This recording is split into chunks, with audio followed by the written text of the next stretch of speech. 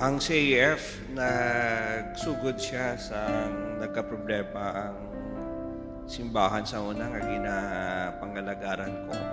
Lamharon pa ako, soltero ako sa Sila nga Tinion.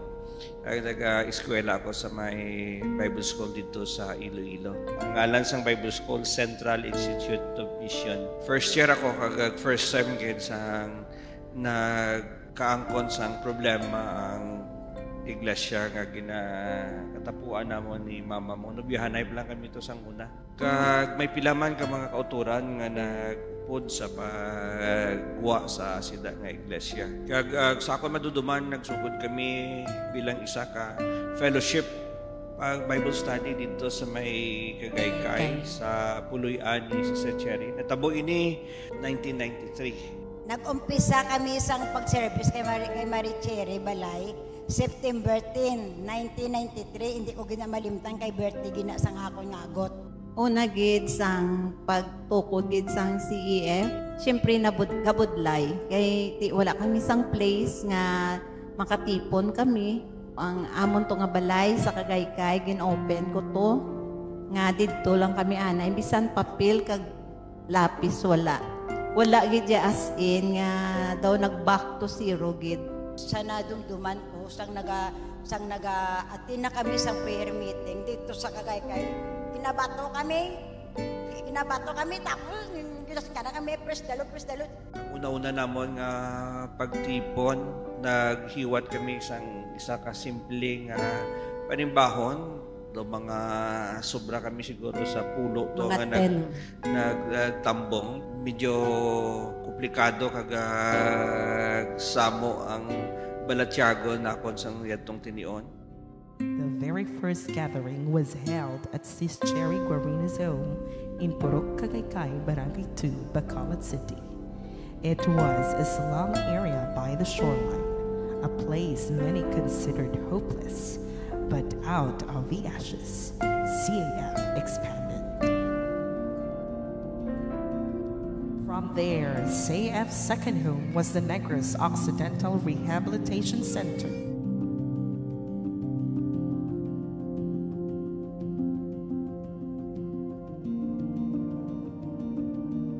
So nangita kami nga mga kauturan sang tuog nga pwede ka fellowship. Pero sa Sila nga Tinion, sige pakugyapon ng eskwela. Nakakita kami sa lugar nga pwede namon tipunan.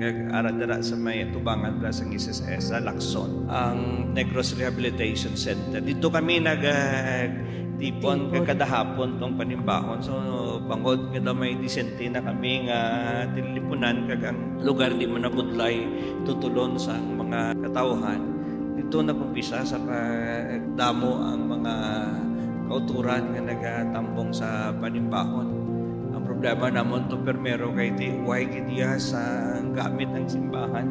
Way kami sa mga gitara o mikropono na sa kaaluan sa Ginoo. Ang akon sa unang Iloy si Lola mo ang una nga benefactor sa Christ Ambassadors Fellowship mo. Naghatag siya sa karaoke. And in 1995, the church moved to Sweet City Capital, or formerly known as Kadiwa. There we celebrated our first founding anniversary. Natabo nga hindi mo kami ito nagugay sa rehabilitation center. Kay una sa tanan ng panimbahon nga mahimot namon dito sa hapon lang. Kay ang rehabilitation center ginagamit ina sa gobyerno nga ginapatulugan mula sa mga pasyente halin pa sa iban nga lugar nga gina-treat dito. Muna iban nga mga kauturan namon uyag maghimo tayo sa panimbahon nga sa aga agad sa hapon. May madamo pa nga oras kami nga mahimo pagid sa likoton sang Ginoo. Ang natabo nga nangita kami liwat sang lugar kag sa Ilayon nakita namon ang kadiwa nga nagbukas para sa magamit namon sa panimbahon. Pero mo to nga time ang available lang aga. Sa aga kami. Sa hapon may gagamit lain man nga church. Yung change naman ang halin sa hapon, in change sa aga panimbahon. prayer meeting, kabudlay kung diin kami mamit. Same time amo na gakadto kami sa ila ni Pastor Balay, dito kami ka prayer meeting. May morning prayer man kami ginalakat lang na namon. Amo na sa una, hindi ko man matawag nga kabudlayan, kundi na sakripisyo na iya kay bilang isa ka Kristohanon nga si God gani nagsakripisyo man para sa aton. Inaya pila man lang nakaano nga lakat. Ang gobyerno nagahiwat bala sa sa mga aktibidades niya. Kag may mga Domingo gid nga hindi namon magamit. Kaya mo na may mga tinion nga sa lagun kami nagpanimbahon. May sa katinion nga di ka daw Tinanglanon ng lagun sa pulo kahoy. Alang-alang na gid. Nagkanto kami. Tsakto na nga katila ko panimbahon sa puno sang kahoy. Kumagulan pala nago kami dayon sa kilid. And every service meant carrying instruments from Pastor Ray's house. Every outreach, every Bible study, every act of faith, this became the building blocks of our growth. Ang hindi ko malipatan sa pagsulod sa simbahan, ang pagsaylo-saylo sa una sa simbahan, kaya tungod siyang kakulangan sa amon nga Kristo, kung siya din ito ang may available, ito lang kami sa simbahan. Tapos ang hindi ko malimutan ang isa ang pagpanghakot sa mga gamit para ipang sound sa simbahan. Mga bugtaw kaaga, tapos kuwaon sa 13th Street, tapos idulong sa simbahan sa may Kadiwa. Pagkatapos sulat mo naman ang pagtapos simba, kaghakuto naman pabalik sa 13th Street. Yung pagpanghakot, mga almost 30 minutes gid ang makonsumo sa oras. Ang mga gamit, masiling ka pray kami nga para sa gamit. Pagka-aral ng gamit, masiling problema naman. Kaya mo na lang manghakot. Kaya kapangarkila lang mo, hindi mo na pwede pag-ibilin ang mga gamit. Di kadaaga na si Tito mo Edwin, pagka alas 5 na midya o alas 6, kasinggit na sa ngara na sa dalom da. Bangon man isa, kaya mga gamit arada sa 13th Street, pangakuto na pakadto sa Kadiwa, pagtapos akot i-sit up na tanan, pag sit up ya, uli na sa maligo kag maglakat naman sa Kadiwa. Ang tawag nila sa una kargatapas. Kargatapas. Ikaw manghakot sang gamit. Ikaw ma-sit up. Set up mo sa Kadiwa. May puli ko na ingagaw, ilis naman kay pag-abot mo na matudlo ka pa. Siya pa mawali. Mawali ka po. Daw ay pasanguna. Kung wala, sang worship leader. Tapos yan na sunglid, gagahigalagal sa butang niya ng gitara, wawali naman na sa. Tapos yan na wali, alerto naman kay kinanglan, mahimos na namon kay ang GIL sa ulaga bulos da. Imuso naman na, manghakot naman na sa liwat, tikis aga panyaga, kami tag alas 2, alas 3 kung Sunday. In January 2000, CF moved into Bargain Square Mall at Plaza Mart. And there we stand, 31 years later, still faithful, still standing, and still proclaiming His message of reconciliation.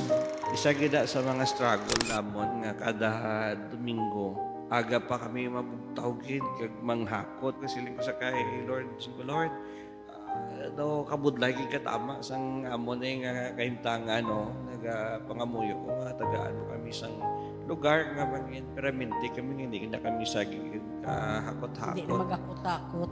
Kay kabudlay dito ang Kadiwa may mga plano naman nga i-renovate mo.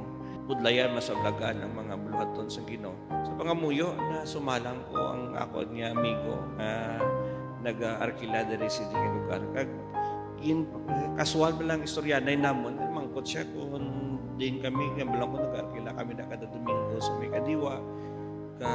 Siya mismo nag-offer, nagsiling siya to, may ara ko da nga lugar bla sa may Plaza Mart, diri sa Bargain Square Mall, why na sang gagamit da? Pwede mo na lantawon to kung gusto ka, pwede na nakon pa arkilahan sa inyo. Lantaw ko diri kasi ko, pwede gid din Ikaw sa kadamuon sang tawo, sa sila nga time, year 2000. So, balang enough ang lugar na pwede naman magamit. Yung problema, kaya yung simbahan, medyo struggle pa to. Pero grabing milagros ang Ginoo. Kaya nagsilig ang ginangakon ng amigo. Ito di ka magkahangawa, why ka sa down, buhay ka sa advance. Sigabaran ko kung di lang amo na problema. Problema naman, may kami pulungkuan. Ito di ka problema. Kaya ako mabakal sa inyo pulungkuan. Wow. So, amo na nga ang pagkanto ta dere. Isa ka milagro sa Ginoo sa bats pangamuyo ta. Nagintoy tuyan yung isang Ginoo nga makadangat kita sa siling nga doog. And this year, we press forward with one mission, and that is to grow deeper in faith, to serve steadfastly,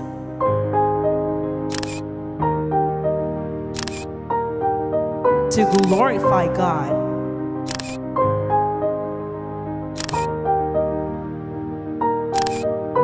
and impact lives.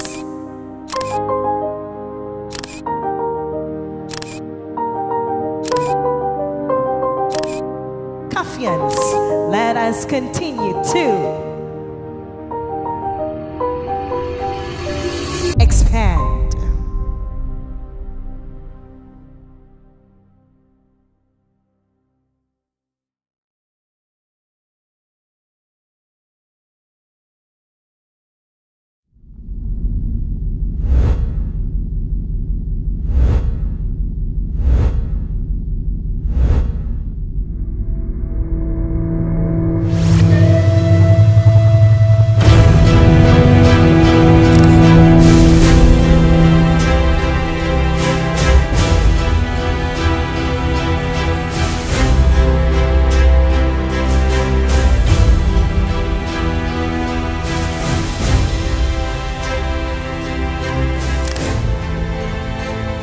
In line with our theme Expand, it brings us great joy and hope to share that this year's anniversary also marks the expansion of our sanctuary.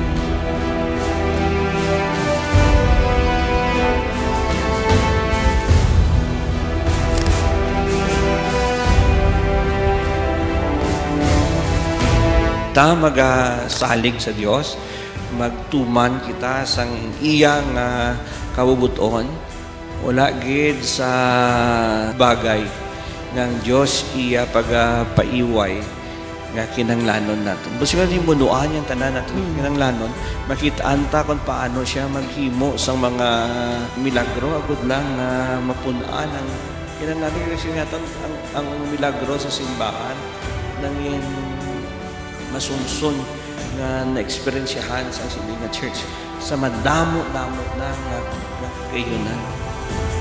And now, we proudly present the newest Christ Ambassadors Fellowship Sanctuary.